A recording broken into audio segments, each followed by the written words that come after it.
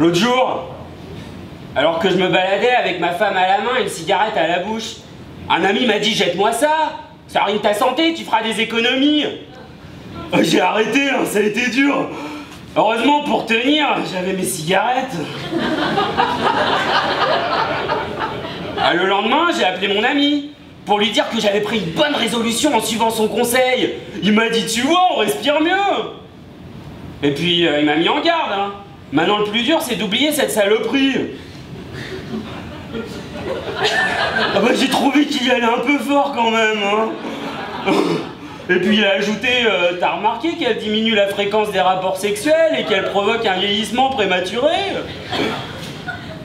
Et là je me suis dit, putain, il connaissait ma femme aussi bien que moi. Non, faudrait leur mettre des étiquettes là, comme pour les bouteilles. 15 ans d'âge, 18 ans d'âge. À consommer avant le. Très important celle-là. Ah, parce que l'asiate ne vieillit pas, elle se transmute. Il se passe un truc à 40-50 ans, je sais pas, si elle rentre dans son cocon ou quoi. Mais tu vas te cocher aux côtés de Asa Akira, c'est une actrice, je t'expliquerai. Et tu te réveilles le lendemain matin, pouf, avec les longues du foot court. Sorry, hein. C'est dingue. Elles vieillissent pas, elles accumulent. Je fais un graphique, ça fait jeune, grosse. C'est pas une ménopause qu'elle te fait, c'est une métamorphose. Alors que l'occidental, de manière très transparente, prend chaque année. C'est comme les arbres là, 20, 30, 40. Les mecs aussi, cela dit, hein. Et nous, c'est au niveau des cheveux. 26, 28, 30. Et à l'infini au-delà. Il faut délayer. Votre voisin, obèse intégral, à deux doigts de vous écrabouiller, n'est qu'en surcharge dite pondérale. Le loupard à la puissance 1000. Donc pas franchement ce qu'il y a de plus fun quand vous le croisez le soir en ville. Ça s'appelle tout simplement un jeune. Voilà du moins, chers camarades, 3 des exemples les plus connus, mais il y en a d'autres, en enfilade. Et pour les mêmes raisons cornues. Le lascar soudé au comptoir à coups de torches réitérées se retrouve, ça fait moins de foutoir, à sobriété différée. Le mec névrosé jusqu'à l'os, qui a des courgeux dans les circuits, devient, après un bon coup de brosse, celui qui réinvente sa vie. Wow. La grosse cuite.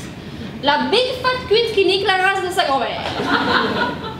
Une fois par an, on se met la tête à l'envers avec tout et n'importe quoi et on oublie tout le temps d'une soirée. La soirée où t'es tellement au bout que quand tes amis t'offrent un pull avec en imprimé des dés à jouer, merci les copains, tu finis ta soirée en te roulant par terre et en criant 5, 2, 6.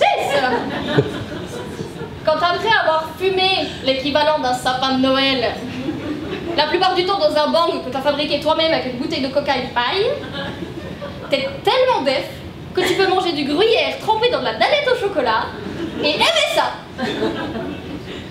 Quand tu vomis à 23h parce que tu as été assez naïf pour croire que le vin blanc et les haribots allaient cohabiter dans ton estomac, pour les jeunes ou les curieux, n'essayez pas ça chez vous.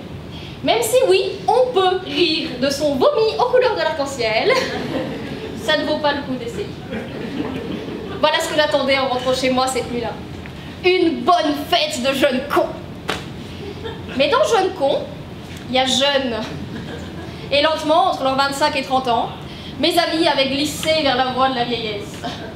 Quand je suis arrivée chez ma pote, il n'y avait plus de vodka dans le frigo. Il n'y avait que du vin. Du bon vin.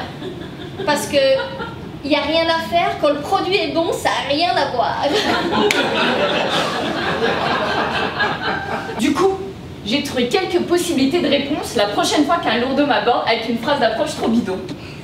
Par exemple, t'as un mec qui te fait ton père est un voleur. Il a volé toutes les étoiles du ciel pour les mettre dans tes yeux. Ah oui? Toi aussi ton père c'est un voleur? Si. Il t'a volé toutes les bonnes phrases d'approche, il t'en a laissé qu'une, de merde. Ou bien, ah oui, celle-là aussi, mademoiselle, ton père il est pas terroriste, parce que franchement, vous êtes une bombe. Ah oui? Et toi, ton père, il est pas hétérophile, vu comment t'es lourd. Après, il y a le mec raffiné aussi. Celui qui fait vous êtes comme le bon vin. Chaque minute qui passe, vous êtes meilleur. Ah oui? Et toi, t'es comme le whisky, non? Je m'améliore avec l'âge? Non, tu me saoules. Je n'ai rien contre les racistes. J'ai moi-même d'ailleurs un excellent ami raciste. Et puis dans leurs propos, tout n'est pas faux. Lorsqu'ils parlent de l'inégalité des races, faites l'expérience. Vous prenez un noir, vous prenez un blanc, vous les mettez à la station de métro Châtelet. Vous leur donnez rendez-vous à la station Charles de Gaulle. Eh bien, systématiquement, le noir arrivera 3/4 d'heure après le blanc. Le noir est plus lent. Plus lent pour entrer dans une rame de métro bondée de supporters de Chelsea. Plus lent pour présenter ses papiers d'identité au petit contrôle d'État. Plus lent pour prouver qu'il n'a pas volé le métro dans lequel il circulait.